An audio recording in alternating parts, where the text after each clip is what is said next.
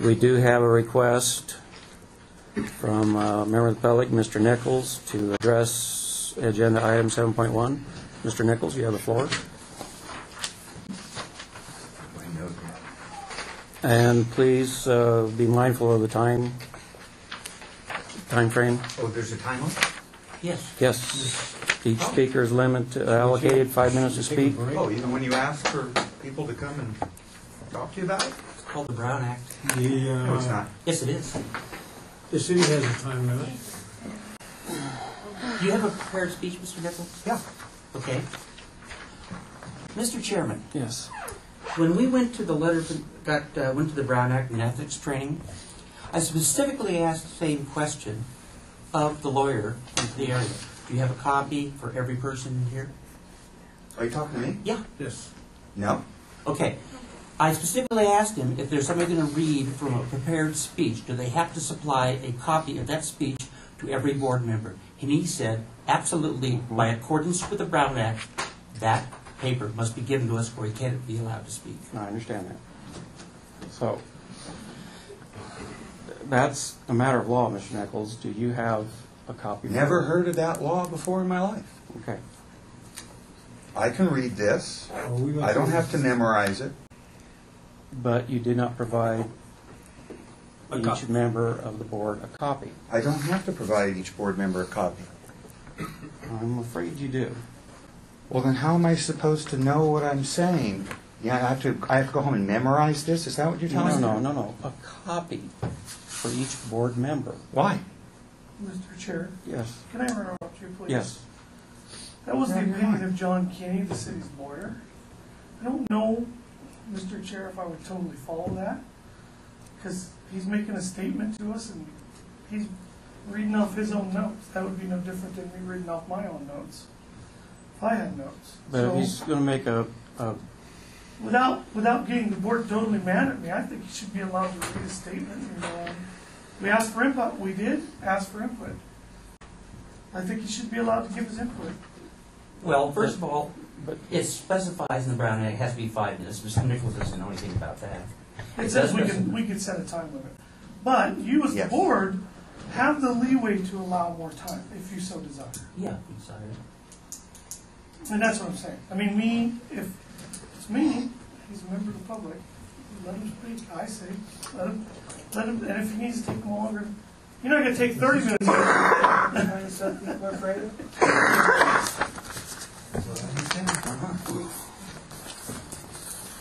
can you provide the board with a copy of what you're going to present? Certainly. When can you do that? I think I can do it right now. And I would suppose if you want everybody to have a copy of it right now, you got a photocopy machine, copy it. Mr. Chairman, the last time Mr. Nicholls wanted to talk to us, we told him he had to provide us with a copy of his speech, which he then threw at our secretary to copy for him. That's incorrect. So, he's already known previous, before getting here, that he had to supply us with a copy if he's going to read a speech before us. So, he knows about it. It's nothing new. Mr. Chairman, if you recall, I provided a copy to the secretary, and I said to Mr. Chase, I provide the copy of secretary so that if she has to transcribe it, it makes her work easier. I didn't throw the copy at the desk. Like the one you just And I read think there. you should just shut up Oh, really? and allow this meeting to continue without this interruption. Mr. Nicholls, please restrain yourself. That behavior doesn't need to. Well, this is completely aggravating.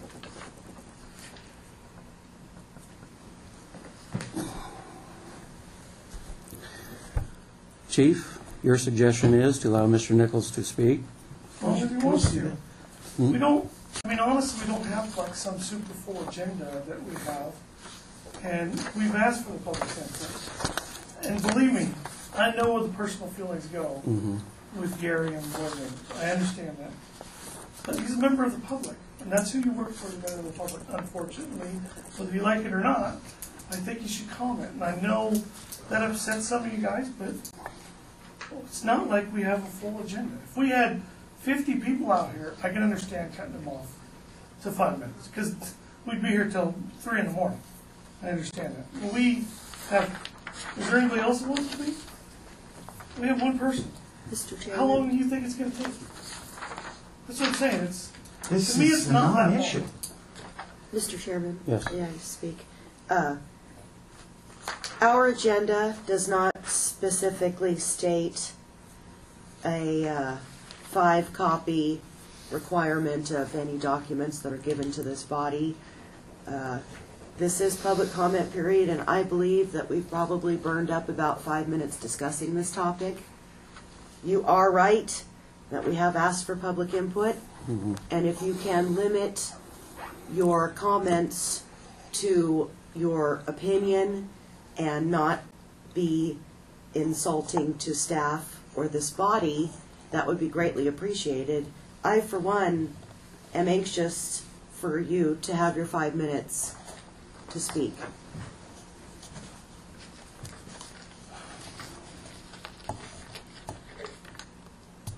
You have your 5 minutes, Mr. Nichols.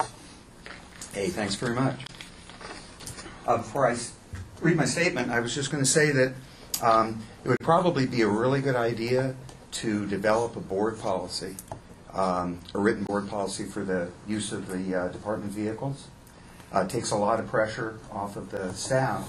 If a person has a problem, they can simply let the person know. It's board policy for us to do this way. If you have a difficulty, be sure and take it to the board. We do have one. Oh. We made it when you was there.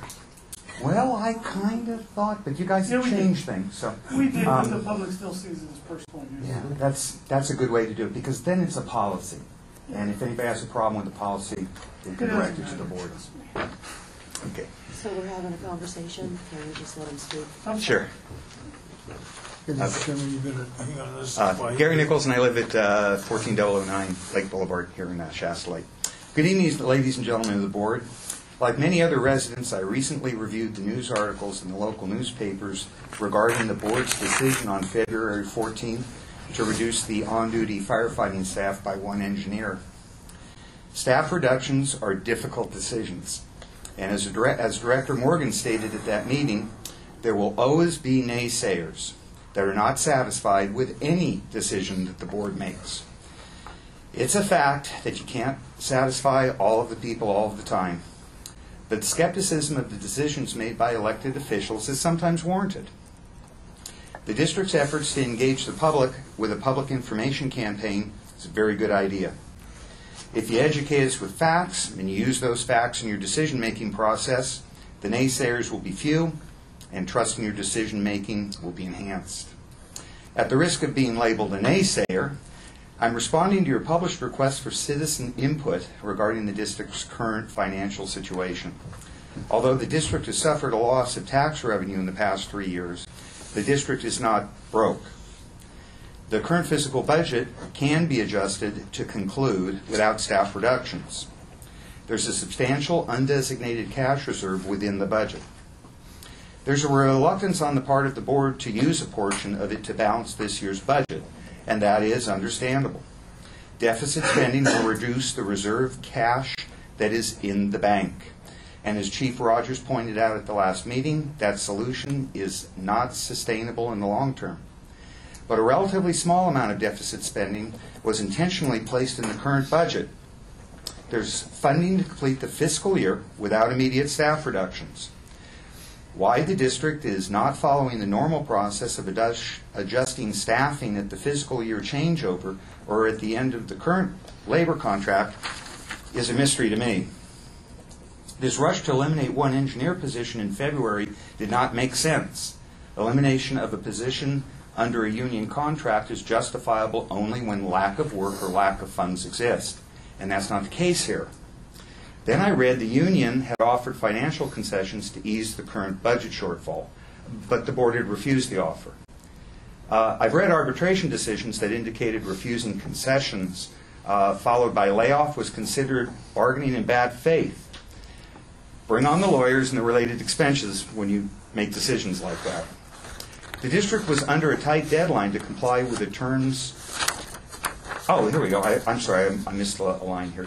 Then I listened to the audio recording of the February 14th board meeting, and I believe I may have found the answer. The district was under a tight deadline to comply with the terms of a federal grant request. The deadline to lay off workers and ask for money to rehire them was February 24th, 2010.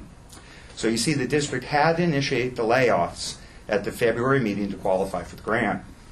I don't recall reading about this in the district's effort to educate the public about the current fiscal emergency. It is any wonder the public sometimes is skeptical about decisions their elected officials engage in. Regardless, the fact remains that the district must bring expenditures in line with revenue. Spending down a cash reserve, however large it may be at the current time, is not a good long-term decision. But it can be the bridge that gets the district to the other side of this recession without unnecessarily reducing the level of service that the public receives. The elimination of redevelopment agencies will result in the tax revenue that they diverted from local government agencies being returned to them. The sell-off of their... Mr. Nicholls, your 5 minutes. Thank you very much.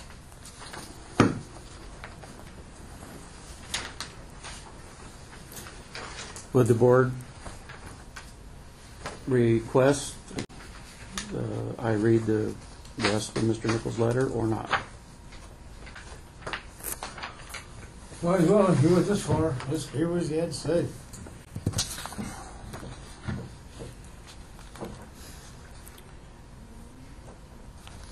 I'm curious now to see what he's got to say. Him and I might not get along, but I'll listen to what he got to say. I simply don't understand why you deny me the opportunity to say it. I This denied- just seems childish. I ain't denied you nothing yet. Okay. The elimination of redevelopment agencies will result in the tax revenue they diverted from local government agencies being returned to them. The sell-off of their acquired resources may be returned to those agencies as well. How much this district will benefit from the change is unclear, but if the pass-through the district has been receiving is not already 100%, there will be an increase in the next fiscal year. We also know this current reduction in tax base will not last forever. Will it get a bit worse before it gets better? We just do not know.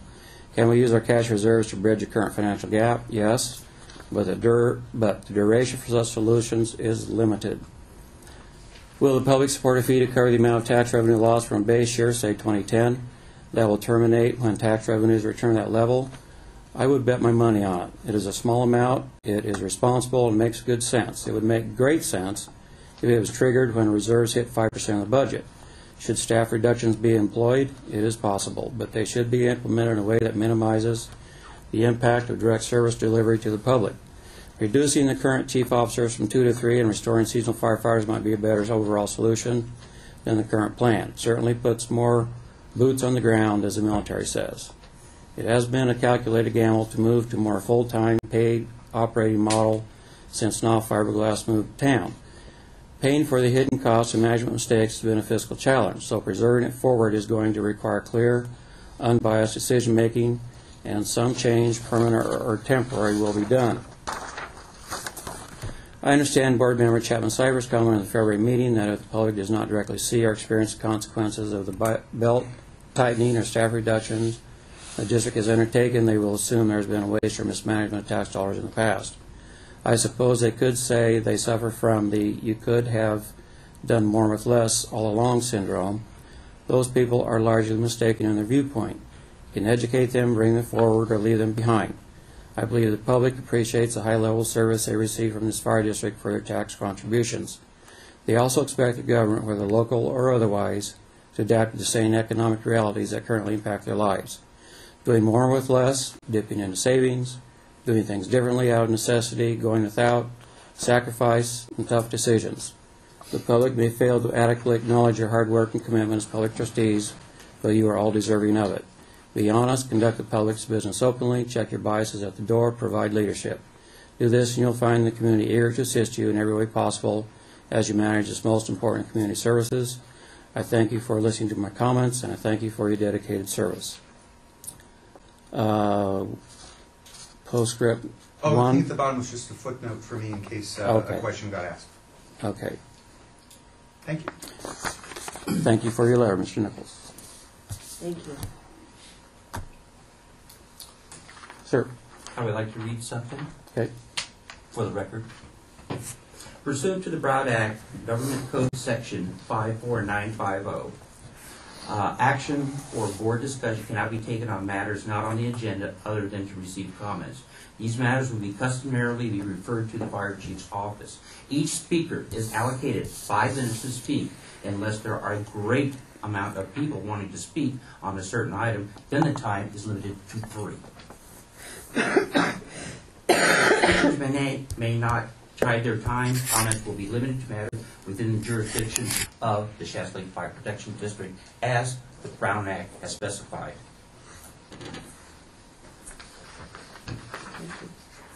Okay.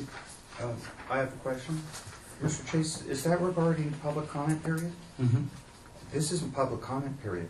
This is an agendized item for the public to make presentations to the board. That time limitation doesn't pertain to And I go to anything the except chairman of the public board? comment period time, I believe.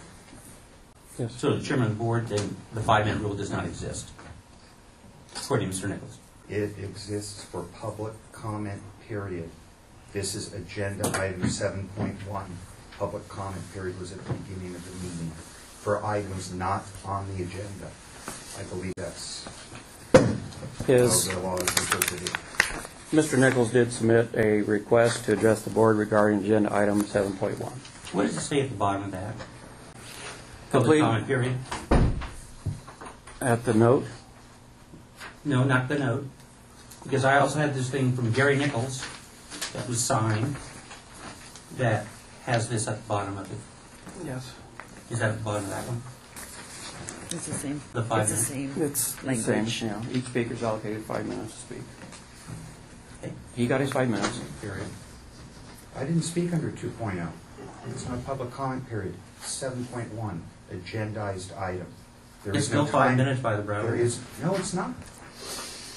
Contact Mr. Fitzpatrick and get a clarification. And stop harassing the public. You're an idiot. Okay, let's. Okay, We need to stop this discussion, and I move that we take a 10-minute break. Yeah, that's public comment period. This is public comment period. A second. It's 8:23. 10-minute break. Thank you.